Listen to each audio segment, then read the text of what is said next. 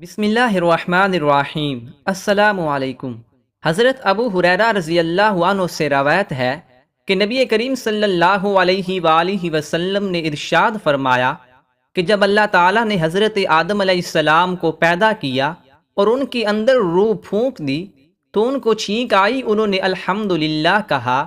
ان کے رب نے یرحمک اللہ فرمایا اور فرمایا کہ اے آدم، ان فرشتوں کی طرف جاؤ جو وہاں بیٹھے ہوئے ہیں اور ان کو جا کر السلام علیکم کہو۔ حضرت آدم علیہ السلام نے وہاں پہنچ کر السلام علیکم کہا تو فرشتوں نے اس کے جواب میں وعلیک السلام ورحمۃ اللہ کہا۔ پھر واپس آئے تو اللہ تعالیٰ نے فرمایا کہ بلا شبہ یہ تہیہ ہے تمہارا اور آپس میں تمہارے بیٹوں کا۔ اس حدیث سے معلوم ہوا کہ انسانوں میں سلام کی ابتدا اس طرح ہوئی کہ اللہ تعالیٰ نے سب انسانوں کے باپ حضرت آدم علیہ السلام کو حکم دیا کہ فرشتوں کو جا کر سلام کرو۔